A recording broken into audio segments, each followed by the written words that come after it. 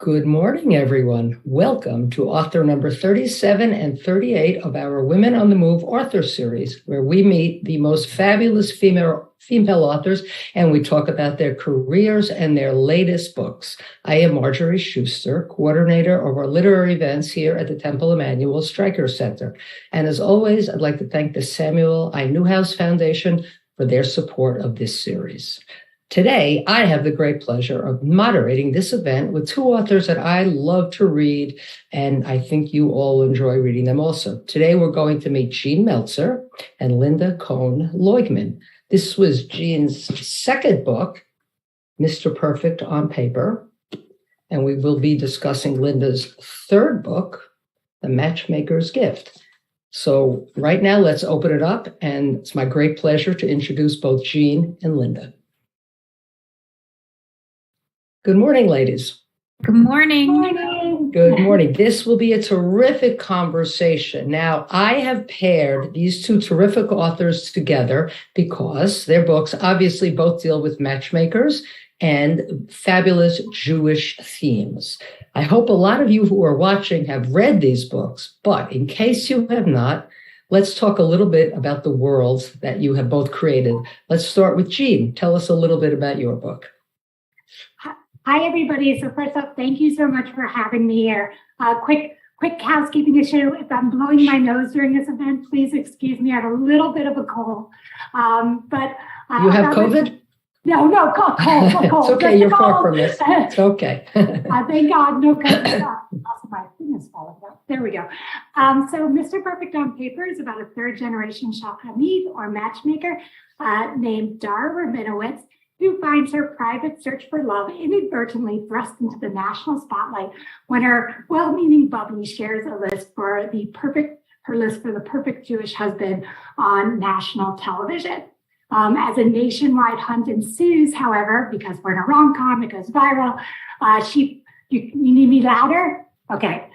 Is that loud enough? Sorry. That is better. As a nationwide hunt ensues, she finds her heart drawn more and more towards Christopher Steadfast, the totally charming but also very not Jewish reporter following her story. Thank you. And Lynda? Hi, everyone. Just to echo what Jean said, thank you so much for having me. I'm very happy to be speaking with all of you. I'm coming to you from a hotel room, so pardon the decor. But I'm excited to talk about The Matchmaker's Gift today. It is a dual timeline story about a turn-of-the-century matchmaker. So it takes place in 1910 in New York City with Sarah's story. And she has come to this country from the old world, and she very quickly discovers that she has a gift for finding other people's soulmates. And then the other timeline takes place in 1994, and that is about Sarah's granddaughter, Abby, who has very inconveniently inherited her grandmother's gift. And it's inconvenient because she happens to be a divorce lawyer. So she does not want to have all of these sort of flashes of putting people together when she has built her career on helping people separate and, helping to bring people apart. So that's sort of the gist of the story. Interesting. Well, we're going to stay with Lynda for one more moment. Tell us how you came up with this adorable idea of matchmaking. Sure. So this was my COVID book. I'm sure that a lot of the authors that, people have been watching speak the past year wrote their books during COVID. And this was my COVID book. In March of 2020, my daughter called me. She was a junior in college at the time. And she called me crying because, of course, the dorms had just, it had been announced that the dorms were closing. Kids had to go home. So she was on her way home and she asked if she could bring her roommate home. And a couple things happened that sort of contributed to this story. One was that the conversation around my dinner table when I had two young college-age women in my house instead of just me and my husband and my dog and my teenage son, the conversation really changed. And we started talking about women's issues. We started talking about all of the things that they were dealing with in school as young women, their concerns going forward. They wanted to know about my time practicing as a lawyer and what it was like for me in the 1990s. And, of course, we lamented the fact that many things hadn't really changed that much since that time. So that was going on. And then at the same time as we were eating all these dinners together and having all these conversations, we were also binge watching television like everybody else. And our first binge was Indian Matchmaking on Netflix. Oh, yeah. It's a fantastic show. Yeah. So we had a great time watching that. And when it was all over, my daughter's roommate Adele turned to me and said, my grandmother was an Orthodox Jewish matchmaker. And she pulled up this article on her phone, which was in the New York Times in 1977. And it had this huge picture of her grandmother standing there. And the article was about her grandmother. It was about matchmakers in Brooklyn in the 70s. And there was something about that piece and just sort of some of the things they referenced, including a file cabinet filled with records of matches, that sort of made me think about the mixed up files of Mrs. Basil E. Frankweiler. Remember that book? So I called my agent and I said I wanted my next book to be a book about a matchmaker and her granddaughter. And the next day, my agent called me and said, I can't stop thinking about this story.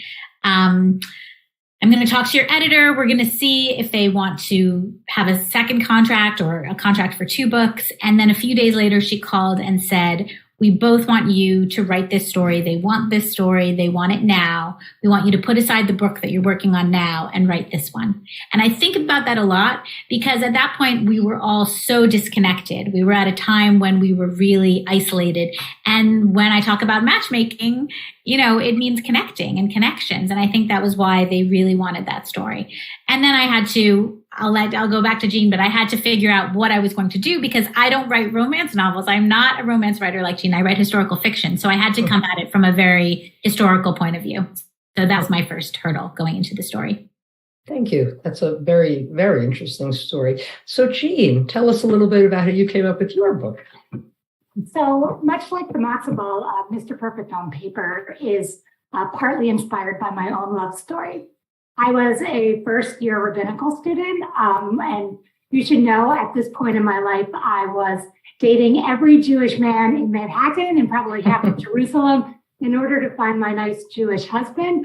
I was not having any luck, and I went on a cruise with my Makatunim, my extended family, and lo and behold, I met this amazing man, but plot twist, he wasn't Jewish. And what eventually happened was I fell in love with this man. He fell in love with me very quickly. I like to joke. He came 2 weeks later to my house for Rosh Hashanah, took a bite of my brisket and said, Jean, I'm going to marry you. So key to a man's heart, ladies, is a good brisket recipe. But for all the reasons, I felt that the matzo ball needed to be a love story between 2 Jews. I felt very, very strongly that my second book, especially for our world today, needed to be a love story between a Jew and a non-Jew, and to really speak to the issues of being an interfaith family in our community.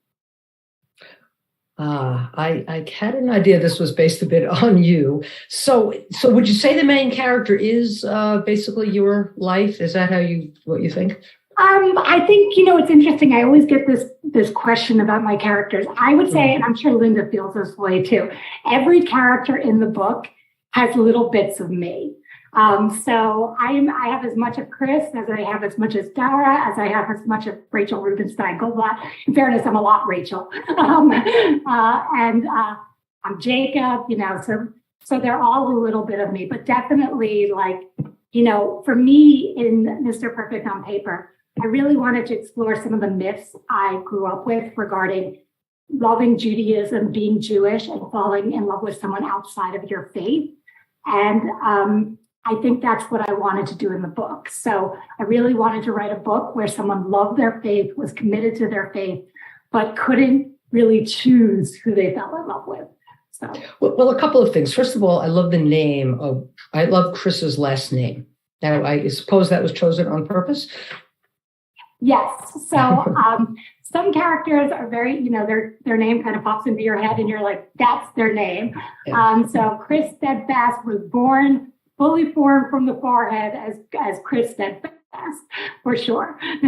Right. And okay, well, let's talk about J-Mate. Obviously, well, did you tell everybody about J-Mate? I mean, obviously, you sort of based it a bit on J-Date, I suppose. Yes, so it's based on J-Date, obviously. So the Dara Rabinowitz, who's the protagonist, the heroine of Mr. Perfect on Paper, has taken her 3 generations of matchmaking and funneled it into an algorithm, which is the world's most successful online Jewish dating platform known as JMate. And obviously, it was based on my own experiences with various online internet dating services. Right. Well, that's interesting. Okay, so you have 3, let's say, requirements for the perfect Jewish husband. Okay, let's see, no baggage, a doctor or a lawyer, and is the third one being Jewish? I believe that was the first one. Excuse me, that's the first very one. Important. Right. Well, that yes. Yeah, I guess I was playing on sort of tropes of our culture. I always try to play this sort of. It's funny, my husband is half Albanian, and it's very common in his culture, first generation Albanian, that the boys all become engineers. And I think it's interesting that in Jewish culture, we have a lot of doctors and lawyers. So I think I was sort of playing on that. And obviously he has to be Jewish. It was reflecting my own story. And then what was the other one? I said no baggage. I mean, and I think, that I did too. And then Chris shows up and he's got tons of baggage. He's not Jewish, right? And he's definitely not a doctor or lawyer. He's sort of a struggling reporter. So, as a child, that's and he has a baggage. child, right? So, which complicates, if you can think of the most complicated situation, it's not just will he convert or will he not convert or, will I be in an interfaith relationship? You're bringing in a prepubescent teenager or tween. And so it, again, complicates. But that story is the story of thousands, maybe even more families, Jewish interfaith families around the globe, that experience. Well, this is really perfect because we can speak about the grandmother in your story and, of course, the grandmother in Lynda's story. So let's start with the grandmother who's still alive in Jean's story. She basically tells her granddaughter to become involved with Chris. So yes, at the end, she sort of, I asked my very good friend, Rabbi Aviva Feldman, which I often talk about on my social media, my relationship with her. And so I asked her, Rabbi, as my Rav, what advice, so Bubby comes to you and says, my child is going to be in an interfaith relationship. What do you say? And she said, the grandmother's job is to love and support and to model how beautiful Judaism is. It's not, Bubby's job is not to be in there and to cause damage, to hurt, to nag, to put guilt on. Your job is to love. And so I took that as sort of advice. A lot of damage has been done in our community for interfaith families. And I didn't want to add to that damage at the end of the book. So I think this idea, and also you have to remember part of this journey for Bubby Miriam is that she's dying. And I think when we're dying, things that maybe were important when we were 30 or 40 aren't that important. She loves Darn. What does she really want at the end? She really just wants to know that her granddaughter is safe and provided for and happy. Right. And now the grandmother in your story, of course, we don't exactly meet her. This is Lynda. We only meet her really through her journals. But tell me, was it harder to write? In other words, who did you relate to more? Which character? Was it harder to write from 2 different time periods, point of view? So we meet Sarah. Sarah's the grandmother character. We meet Sarah when she's a young woman. She's 10 years old when we first meet her, and we travel with her throughout her adolescence. And the story really is very equally divided between time that we spend with Sarah in 1910 and 1920 in New York City and the time that we spend with Abby in 1994. So Sarah's really a fully formed person, and she is a grandmother for Abby, and we do see Abby's role with her, and it's a very beautiful relationship, but she's very different from Jean's character, just because, there are similarities, but her role in the story is not to find her granddaughter a husband. That's not her role at all. Her role is really, she has her own story. Her story is based on some research that I did when I found out that in 1910 in New York City, there were over 5,000 professional Jewish matchmakers, and the bulk of them were men. They were not the women that we think about being Yenta from Fiddler on the Roof. They were not those people. So when I learned that, I knew that Sarah's story would be this sort of fight. She's fighting for her place in the world. She has this gift, and she can make matches in a way that they cannot. She makes love matches, and they're modern, and they are not the mercenary sort of transactional marriages that all the men in her field make. So her story is really a feminist story in a lot of ways. And she, of course, she wants her granddaughter to be happy the way that Bobby Miriam does, but that's not her focus in this story at all. And in fact, at the end, when Abby finally does meet someone who may or may not be her perfect person, her grandmother is gone by then. So the grandmother really has no hand in it. Abby is sort of there to carry on some of her grandmother's work and to maybe make some of the matches that her grandmother wasn't able to make when she was alive. And she just hasn't sort of realized that until she gets further along in age, and until she inherits some of these records and journals from her grandmother and really understands that her grandmother wasn't telling tall tales all this time. All these matches and funny stories that she was telling her were really true about her early life. So how did you do all this historical research? And Yenta, excuse me, I thought Yenta the match. I thought all matchmakers were women, of course. Yeah, of course. We think of Yenta, and we think of Dolly Levi from Hello Dolly, but we don't think of the men.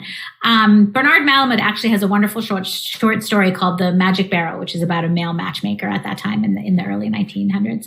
I couldn't go anywhere because it was COVID, so I was limited to online research. I read a lot of stories. I read a lot of memoirs about just memoirs of people growing up on the Lower East Side at that time period. So I did a lot of that. And then I did a lot of online research through the Tenement Museum, the New York Public Library, the Jewish Museum, the Museum of Jewish Heritage, and the Museum at Eldridge Street. And the Museum at Eldridge Street actually was incredibly helpful right away, because they had an exhibit back then called Love on the Lower East Side. And they referenced this amazing wedding that was the wedding of a Romanian immigrant. And she got married in 1909 in New York on Rivington Street. And her father was someone they called the pickle millionaire, because he had all these pickle farms on Long Island and pickle stores on the Lower East Side. And that wedding, 2,000 people were invited to it. It was this huge thing. It was written up in the New York Times. And that was the first time that I read the Yiddish word for matchmaker, for shadchan. I didn't know that word at all. And there was this line in that exhibit that was from the New York Times article. And it said, "At this wedding, the scent of roses and orange blossoms mingled with the odors of dried herring and pickles." And when I read that line, it was such a great, wonderful, just like feast for the senses. And I knew that's how I picked my time period. Because I could have written about the 1950s. I could have written about the 1970s. Grandma Sarah could have been in any time period. We love the 50s, right? We think of Mrs. Maisel. Sure. We love the 70s. When I learned about that wedding in 1909, and I read that article about 1910 and how many matchmakers there were then, that was when I knew where my story was going to settle. And then I could really begin the research of building the world in that time period, because I knew exactly when it was going to take place. And how did you choose 1994? Well, once you have the grandmother's timeline, the granddaughter sort of follows, but I was a young lawyer in 1994. I graduated from law school in 1993. So number one, I knew exactly what Abby as a young lawyer would be going through in a big firm. I worked in a big firm in New York City. I knew exactly what she was up against. So that was to start. And also I was kind of playing around with all the different, I was doing a lot of research in the famous celebrity divorces at that time period. And 1994 was when Prince Charles first, admitted to his affair with Camilla. So I thought that would be kind of an interesting thing to explore. I figured divorce lawyers at that time would be very interested in it. And there was something about, I wrote about, in my story, I call him the Pickle King. And the idea of having the Pickle King on the one timeline, and then the actual, future king in the other timeline, and dealing with, both of that seemed like a nice kind of parallel. So that I sort of picked that. I honed in on 1994 for that reason. Do you remember the movie, I think it was called Crossing Delancey? Yeah, with yeah. Amy Irving? Of course, yeah. There's a wonderful pickle man in that story. And the matchmaker there is a woman, but yeah, absolutely. And it's a grandmother and a granddaughter, and 100%. Yeah, if you like that movie, you'll like both of our books, right, Jean? Right. Both of books will be for you. Right. 100%. Well, on a slightly different subject, Jean, your books talk about chronic illness a lot, which I find, obviously, we all find very interesting. And then you use, I guess it's called generalized anxiety disorder that Dara suffers from, yet she's so successful. Could we chat about that a bit? So I suppose, again, same thing. I have generalized anxiety disorder. My journey reflects Dara's, whereas unlike with NECFS, where I lived with shame and stigma for over a decade, hiding my diagnosis from people, I never felt that way about my generalized anxiety disorder, partly because my mother was a psychologist, much like Dara's mother, but also it ran in my family. My grandmother, Julie, who Bobby Merriam is somewhat based on, was afraid of escalators and flying and cats. So, for me, anxiety was sort of a normal part of my life. I was treated very young. I've been on and off medications my entire life for it. I still deal with lots of fears and phobias. But for me, again, it just reflected my story with anxiety. So unlike in Matzo Ball, where Rachel really lives with shame and has to really come to sort of accept her disability and chronic illness, Dara is a character that has anxiety and funnels that anxiety into being very successful in her career. And I don't think they're mutually exclusive. I think there are lots and lots of people who live with all types of mental health issues and health issues, and can go forth and have wonderful, fulfilling, successful careers, relationships, and journeys. So I guess that's the bottom line of all my stories is, even if your life looks different, it's not necessarily bad. Right. By the way, there was a question on the side. Somebody wanted Chris's last name, which is Steadfast. So that was a perfect last name for a steady guy, I suppose. No, that was great. Well, that's interesting. So basically, in this book, both of you kind of blend all the genres that you could possibly blend. There's romance and there's historical fiction. What's next for all these characters? What do you think? Well, my book has a little dash of magical realism too, which was the first time that I played with that. So just in talking about genres, that was a fun thing to play with. And I'm not sure what's next for my characters. You don't see what's next, really. Yeah. That's interesting. I mean, you know what? I'm sure Jean will say this too. One of the most wonderful things that say to you when you write a book is, are you going to write a sequel, right? Because it means that they care enough about the story and they become invested enough in the characters that they want to hear more about them. And so I'm sure that many people have asked Jean this question about both of her books, and people have asked me about Abby. Are you going to write a sequel about Abby and sort of her funny kind of divorce / matchmaking journey? I think for Abby, I'm not going to write that book, but I do think that for Abby to have this gift or curse, depending on how you're looking at it, really does kind of change her. It changes her life. She sort of has to learn to find her place in the world the same way that her grandmother does. She loves being a lawyer, but being a divorce lawyer in the firm that she is in is not really the fulfilling journey that she thought it would be. She's someone who got into it because her mother went through a terrible divorce and needed a great advocate and didn't have one. But she's sort of stuck doing divorces for super wealthy, super spoiled celebrities. And that makes it, a difficult thing for her to feel good about. So I would think if I were to write a sequel, which I will not, but if I were to, she would be, continuing on the path that she sort of stumbles on at the end of the story, where she realizes she can be true to herself and be true to her idea of what love and relationships are supposed to be, and still match people and still kind of help people find love if those flickers come to her and she sees that that's something that should happen. And she can still be an advocate for people, and she can still have the legal career that she wants that she sort of wanted originally. So I think that's sort of what would happen with Abby going forward. But let me ask you a question. Do you really think it's a gift? Do we think matchmaking is a gift? Thing. Yeah, it's a really tough thing because on the one hand, it is a gift. It brings people together. One of the most poignant parts of Sarah's story for me is that I wrote happens when she's a much older woman after the war, and the rabbis of the community come and say, help us make matches now. Help us rebuild all the souls that we've lost in our community. And so I think in that way, of course, it can be a blessing. It can be a curse for both women because neither one of them can see who their soulmate is meant to be, right? So, and they can't see it for their children or their grandchildren. You know, Sarah can't see it for Abby. So, for Sarah in particular, there's a heartbreaking scene where she is dating a man and she thinks he might be the one. And then she sees that he's meant for someone else. And so there's that question, would you give up someone who you love because you know they're going to be happier with someone else? That's a heartache. That's something that's, you know, such a painful thing to think about. But that's sort of what happens with her. So I think ultimately it is a wonderful thing to be able to do, to match people, to bring people together. But to have that kind of power, which they have in the story, because it is magical realism, to have that is definitely a double-edged sword. It's definitely not something to be played around with, you know, to trifle with.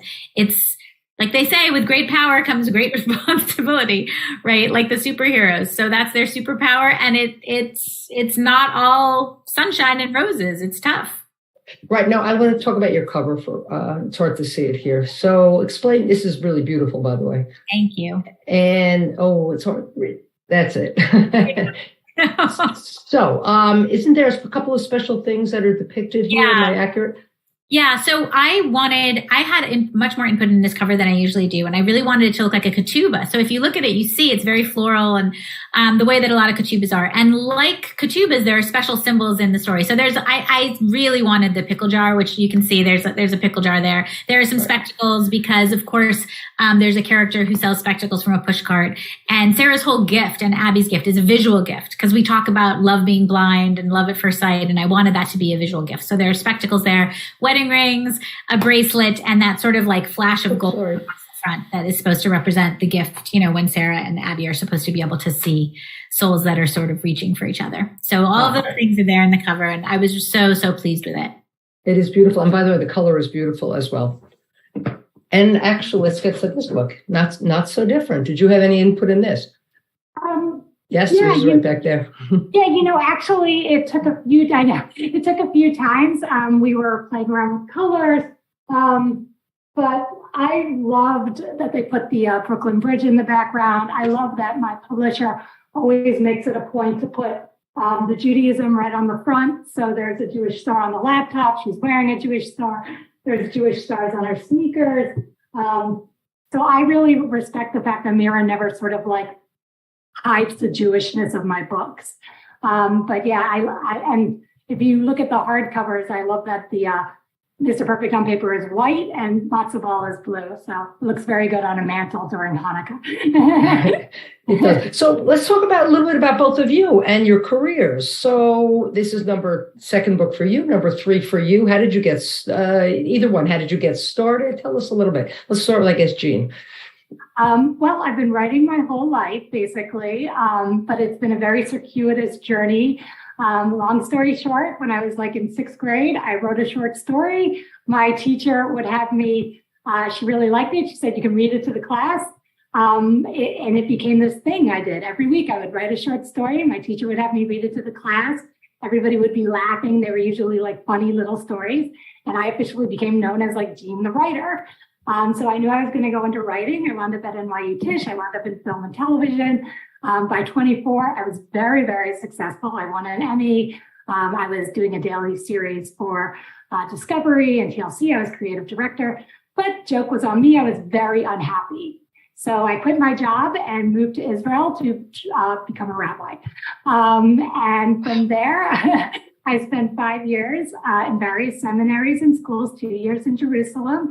And unfortunately, my chronic illness worsened and I became homebound. I've been homebound and disabled basically for over the last decade. So my pandemic experience is a little longer than most. Really? And yes, even though I look completely healthy and I'm better than I was, at my worst of my disease, I spent 2 years basically bedbound, never leaving the apartment. The highlight of my month or two was a 30-minute trip to the grocery store. That was the highlight. That was the most I was capable of. So in this process of sort of being homebound, being completely disabled, I made a decision that I was going to survive by holding on to my joy. And I cut out anything negative in my life. I turned off the news. I turned off Facebook. I started to just focus completely on my healing, my well-being, and my joy. And I slowly started to get better. And ultimately, I started to read romance as part of this healing process. And cue the pandemic happened, and I decided to write the matzo ball. And the rest, as they say, is history. But the question is, when you decided to write matzo ball, did you have to shop it around to many agents? How did that happen? No, it got picked up very, very quickly. There were actually multiple interested parties. The first agent I contacted offered in 2 days. So I never actually even had to go through the query process really with that book. And then I sold about 2 weeks later.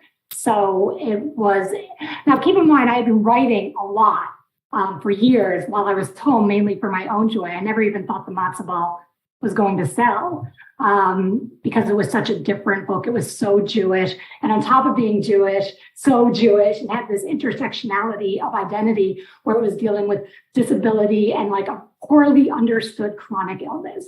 So, I mean, the old saying, man plans and God laughs. I had no idea the matzo ball would roll, and as it did. And, now I'm on a 1 year a book rom-com schedule. So it's definitely beyond a dream come true. When I say it's beyond a dream come true, it's beyond a dream come true. Yeah. Do you have something else in the works? Are you working on something now? Yes. So I am finishing up my third book, Kissing Kosher, which is kind of going to be a throwback to the matzo ball because it's going to deal with, it takes place in rival bakeries and it deals with chronic pain. And it is the most intimate and I think important book I've written yet. So that book will be coming out in August of 2023. And I have started my fourth book, but I can't tell anybody what it's going to be yet. But that's definitely going to be one as well. I think you guys are going to hear about. So, so they're going to keep, as long as publishing will have me, I will be here writing. I love that. Do you choose your own titles? I really love the titles you come up with. Yes. So yeah, the only one where we had some back and forth was the third one, Kissing Kosher, that's coming out. And that was because it was originally supposed to be called Half Baked, but there was a movie, I think, that had a similar title. And so they were worried about it getting sort of lost in searches. So after a lot of discussion, meetings, it came up with Kissing Kosher. And to tell you the truth, based on what the story's about, I can't think of a more perfect name. Perfect. And Lynda, tell us a little bit about you. What's coming next? And tell us about your writing day and how you got started. Sure. So I was a lawyer. I was not a very happy lawyer. I didn't love being a lawyer. And when my daughter was 6 months old, she's about to turn 24. So this was a long time ago. I came up with an idea for my first story, which is called The Two-Family House. And I kind of carried that story around with me for 15 years. I never wrote it down. I wasn't a writer at all. I wasn't like Jean. I was an English major in college. I loved reading. I used to write a lot of terrible poetry, but I never wrote fiction. I never took a fiction writing class. And then a couple things happened. So, I guess it started when my daughter was around 10. My mother passed away very young. And then I was about to turn 40. And those sort of the combination of those two things made me realize that if I didn't start writing that book, I never would. It was just something that I had in me. And it was very active in my brain for a very long time. It wasn't like I thought about that story and then just put it aside. I was kind of like thinking about it every day. And so I live about an hour north of New York City. So I took a writing class at Sarah Lawrence. There's a great writing institute there. And I wrote that book over a 5-year period in that class. And I was really lucky with an agent too. It was, I didn't have to query. I met my agent at a conference, and I gave her, it was the sort of, there were pitch sessions, and I gave her 10 pages of the book, and she wanted to see it. And then the day after she read it, she called me. And so it was a really lucky thing too. I felt very lucky that it worked out that way. And that's how, that book started. So I didn't know that I was a writer of historical fiction. I just was writing that one book. That was my book. I didn't think about what category it was or what genre it would fit into. And then, it's just a funny thing how it all takes on a life of its own, as I'm sure Jean can attest to. And so, the book gets put up on Goodreads and Barnes and Noble and Amazon and all these places, and they called it historical fiction. And I thought, I guess I write historical fiction. So I guess that's what I do. But that book takes place in the 1950s. And so that was sort of really, it was a lot of cultural history, and it wasn't about a specific event. It wasn't like a World War II book. My second book was a home front story. And I don't think I'll write another home front story or another book like that again, because that research is very intense. People take, all of that time period when you're writing about a specific event like that. There's no margin for error. There's less room to be creative, and I really like to be creative. So this book was so much fun to research, The Matchmaker's Gift, and researching like the Knish War of 1916 was a great fun thing to research. All those bits and pieces that made the Lower East Side what it was at that time. So that was a lot of fun. For me, the next book is similar in tone to this one. I didn't realize when I wrote this book how, I know Jean talks a lot about finding her joy and focusing on her joy, and I admire that so much. And I don't think that I really did that or knew how to do that. And this book was such a joyful thing for me to write, especially during COVID, because I could escape into it. And it gave me, we were also worried when COVID began, and there was so much illness and so much death and so much loss. And so this book was really an escape for me in a very, very good way. And what I didn't anticipate was how much of an escape it would be for readers. So it's that the comments for this book are different. Not that readers didn't like my first two books, but this one brought them happiness in a way. The other ones were thoughtful reads and interesting reads, but more serious. And I didn't really realize or think about how it would feel to make people feel. So I'm trying to do that with the next book too. And so the next book is a similar tone. So it's also historical. It also has a little dash of magical realism to it. It's inspired by my husband's great grandmother, who graduated from pharmacy school in 1921, which was really remarkable. Yeah. And so a pharmacy is such a fun setting to play with, because, your pharmacist back then was like your rabbi and your therapist and your bartender. And it's fun to play with pharmacies during Prohibition, because they were one of the last places that could sell alcohol legally, so there's a lot of fun things to play with. And there's a little bit of a love potion that goes wrong in this book, because she's playing with stuff in the pharmacy, and it's fun. It's a lot of fun. I think people will like it. When you write, do you know where the story is going, or does it change along the way? So I always know, I figure out who my characters are. I know how it's going to end. I know generally sort of the big dramatic points in the middle. But going from, maybe I have 10 different scenes that I know I want to write, that I know I want to include some like dramatic touch points, but how I get from scene A to scene B, the little things that happen along the way, and all the layers that make up the characters, those I don't know. Those I figure out as I'm going along. And I tend to outline the further along I am in the book. So I don't outline in the beginning. When I'm halfway through, I start outlining. And then when I have just like 50 pages left, then I get really specific, because I only have so much time to finish everything I want to finish. So then I start outlining more and getting more specific as to how the story unfolds. Do you both write every day? Is there 9 to 5? Jean, you want to? For me, my husband knows this. If I go about 2 to 3 days without writing, I am not a nice person. For me, sort of like Lynda, like it's my therapy, it's my joy. I always say, if publishing disappeared tomorrow, I'd still get up in the morning and write because writing is good for me. So do I write every day? I really try not to write on Shabbos, of course, or the holidays. But I am always thinking, and yeah, every other day. I really cannot go 2 or 3 days without writing. I get moody. I know myself. I really find that if I don't connect with my story every day, I start to lose track of it. So it's not always that I'm writing. I don't write from 9 to 5 every day, but, and I don't necessarily even write more than a sentence some days, but I'm thinking about it. And so if I don't, I will always open up my computer and stare at it and think about it and go through what I've read before, what I've written before. Because if I don't, it's sort of like working out, if you go too long, you lose what you've gained and you have to start from scratch. And mentally, I have to start from scratch if I am away from the story for too long. And I have to insert myself into it all over again. And that's really hard. So I'm traveling a lot now, but I'm sitting in my hotel room and writing and thinking about my characters and I try to be in it a lot. I always like to ask this to authors. What do you like to read? I love a lot of things. I love to read historical fiction, but I also love to read speculative fiction. I like things with magical realism. I loved The Golem and the Ginny, Helene Wecker's book. That was such a fantastic read.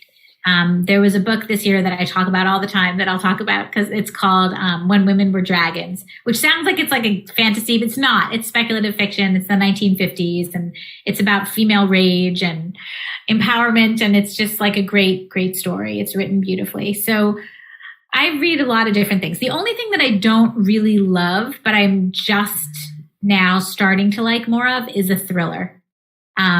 I don't love the sort of domestic thrillers where people get murdered, and that's just not my thing. Those things just make me really nervous and scared, and then I can't sleep. So I don't really tend to read those. Right. And how about you, Jean? Is there anything in particular you like to read? I'm a mood reader. Obviously, I love romance because that's my happy place, but I'm a mood reader. I read everything. I don't really have, for me, the idea of writers and genres, I've come from a screenwriting television background where you write a story. So as long as it's a good story, I'm happy. I love all types of books. And did you read a lot as children? Yeah, absolutely. Yeah. Yeah. My mom would drop me off at the library and I would sort of go through phases and different categories. And yeah. I was where I spend my afternoons. Well, we have a few questions that have been coming in. Let's see. Some of them this is interesting. Rachel says, okay, I just asked you this, but what do you like to read and how does it influence your style? I guess we'll start with, yes. Oh, sorry. So I can say that if I'm writing in a certain type of book, I will not read anything remotely like my book because I actually don't want to be influenced at all. So for example, people will ask me if I've seen the Lifetime or Hallmark films. And I say, no, I have never watched a Hanukkah Hallmark films because when I was writing Matzo Ball, I didn't want to be influenced. Same thing with Mr. Perfect on Paper. I've heard similarities towards it in Charm Offensive. I actually had to put that Charm Offensive to the side because it was also about a character with anxiety on sort of a television show.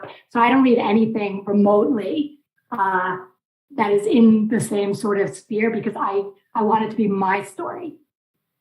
Makes sense. Yeah. I mean, I'm similar. If I'm really in the middle of something and on deadline and stuff, I won't read as much because I have to be writing. And so voices can get in your head. But I do find myself really, if I really need to read, I'll read poetry because I just, it just kind of gives you some inspiration. Or I'll read books that I've read before. I read books over and over again. So if I love Edith Wharton, Alice Hoffman is just my absolute favorite of all living writers. So to the kinds of books that she writes and the way that she just transcends genre, is just so inspiring to me. So when I want to be inspired, I look to those places and I'll reread a lot of the time. If I'm busy writing and I need to read, I'll reread. Well, some of this you have answered, but Candace said, writers often draw from real life. Do you find yourself drawing things from your personal life and events around you? It's interesting. So my first book was, the two-family house was based on my mom's childhood home because she grew up in a two-family house in Brooklyn.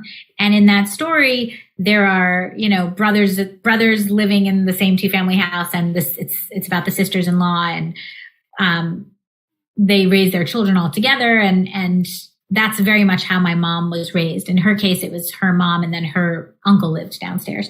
But and then again, even in my second book, my mom moved from Brooklyn to Springfield, Massachusetts when she was 18, and that's what happened with my characters in the second book.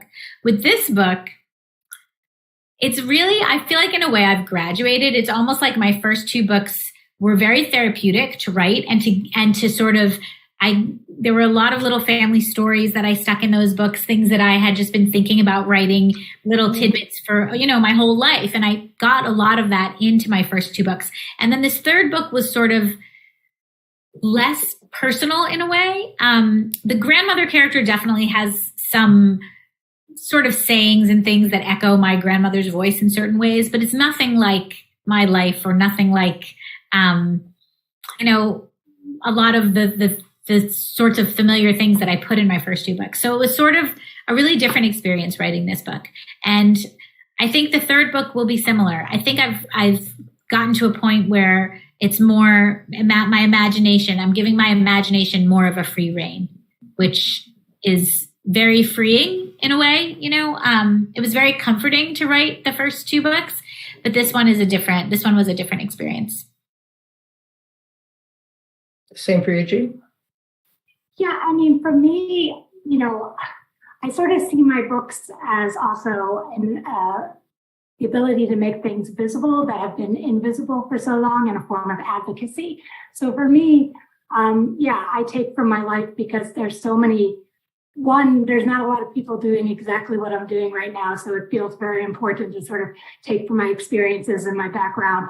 But also, I am trying to change things. I'm trying to make people more aware of the reality of life with chronic illness or chronic disability. So, I will continue taking from my life. And I guess what I found is that, for me anyway, when I tried to write like other people, it wasn't as important or as special as when I wrote about what I know. Mm-hmm.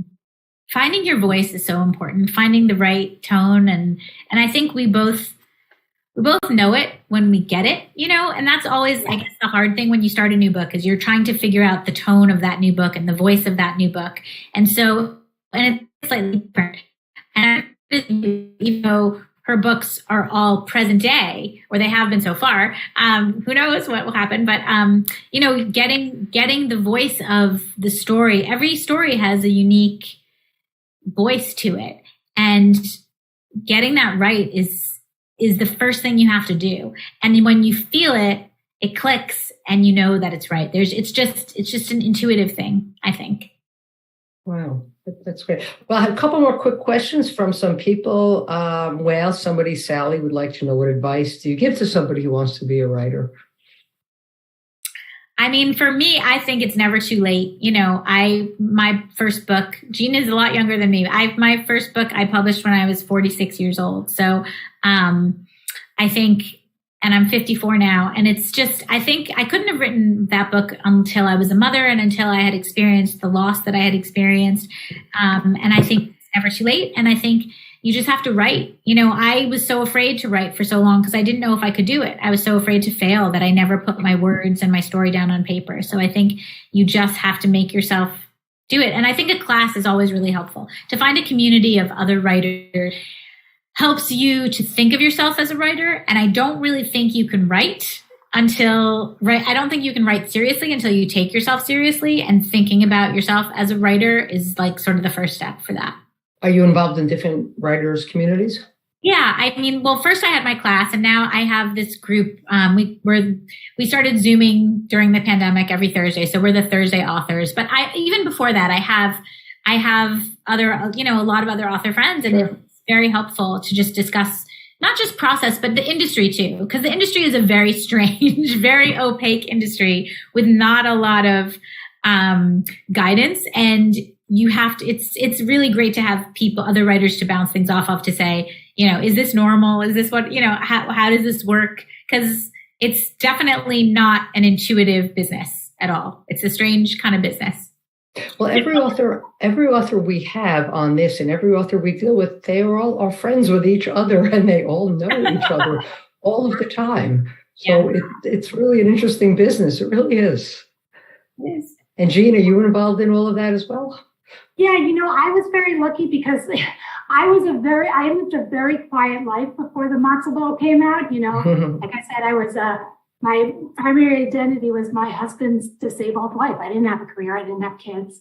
I sat in my house and I wrote stories. And I felt very lucky that sort of, especially in the Jewish community, the Jewish authors, I felt like they kind of like swooped in and just sort of like enveloped me in like love and support and friendship. And I mean, I'm also a little bit shy, which is hard to believe, I know, but it was really wonderful. And I feel like I've made some amazing friendships with so many people and that I can reach out to anytime if I have a question. Well, somebody on that note, Trevor said, my daughter has fibromyalgia. She has a family and a demanding job. And I appreciate Jean's characters trying to live a normal life. So that's a nice comment. Are you brewing up store ideas for your next books? Yes, we discussed that. And here's an interesting question. Do either of you participate in a book club? I haven't. I used to. I haven't. I mean, I Zoom with book clubs all the time, and I am really happy to do that. And I think Jean does that too. When book clubs contact us through our websites and stuff, we're always happy if it works with the schedule, to Zoom. So I feel like I'm in like 50 book clubs, but it's not my own personal book club. I really would like to find a book club again, to tell you the truth. But I haven't been in one for a long time. I used to have one when my kids were little, and I loved it, but I haven't. Yeah. And Eugene? I'll answer it honestly. For me, with my illness, it's very hard to do anything on defined weekly or monthly schedules. My body's just not reliable enough for that. So while I can do it here and there and plan for that, it's really not. I'm that person who would just unfortunately have to not show up because other priorities would come ahead and I would probably not be well enough. But that being said, there are 2 online book clubs I belong to that I do when I can, when I'm up to it. I try to join in, but it's just physically why I haven't worked, why I don't have kids. It's not in my reality. So, you're doing amazing with what you do. Well, I have a great follow-up question. Has Hollywood come calling? Has there ever been a discussion for either of you? And Jean is shaking her head. Yes. Well, both of you. First, Jean. No, Jean should talk about this. So yes, the matzo ball has been optioned, and for film, it's currently in development with Lance Bass, Sugar 23, Ben Savage, and a whole bunch of other people. Fabulous. Producing, and it's going forward. So God willing, everybody is looking forward to the matzo ball movie. Oh, terrific. Yeah. Not for me. I'm still waiting. Hopefully, we'll keep our fingers crossed. I know there was a lot of enthusiasm for the Matchmaker's Gift for a movie or for maybe a limited series because it's made up of so many different little vignettes that would be fun. But so far, nothing definite. So we'll see. Maybe one day. I hope I can follow in Jean's footsteps. Well, I could see it. I could absolutely see it as a nice Netflix binge, right? Yeah. Well, first of all, the last question I'd like to ask you, I always like to say this, is there anything else you'd like to discuss? Did I miss anything? Is there anything you'd like to share with our audience? If not, that's excellent. That means I hit all the bases. Oh, you did. This was wonderful. And I just want to say thank you so much for taking the time to read our books and think about our books and, ask such thoughtful questions. And I mean, I think being read thoughtfully that way is such a gift for both of us, to really, because we spend so much time writing these stories. It's kind of like when you cook dinner, you spend like a day cooking some really fabulous feast in your family, 5 minutes, and then they're like, what are you making for dinner tomorrow? And so that's kind of how it is for us too when we write these stories. So to have the time to sit and talk about them is such a wonderful joy for us. Oh, that's really nice to hear. That's great. I'm glad authors feel like that. And Jean, anything you'd like to add? Yeah, I'm so grateful to everyone who's picked up my book, who's given my stories a chance, who talked about my books, and all of you here today who have given up your time to be here. I think we all understand the value of time. So thank you so much, really, Good. Like beyond my wildest dreams. So I appreciate all of you. And, find me on social media. I'm sure Lynda feels the same way. Say hi on social media. Make sure if you like their books, you leave reviews. Well, a couple of quick wrap-ups. First of all, I'd like to thank the Jewish Book Council, which I neglected to at the beginning because both of these authors came to us through the Jewish Book Council. And next week, November 15th, we have Lisa Taddeo right here at this spot, and Zibby Owens will be moderating that one. Thank you, everybody, for joining us and for watching. And to Jean and Lynda, you were both fabulous. Thank you very, very much. Thank you. Thank you. Bye. Bye, guys.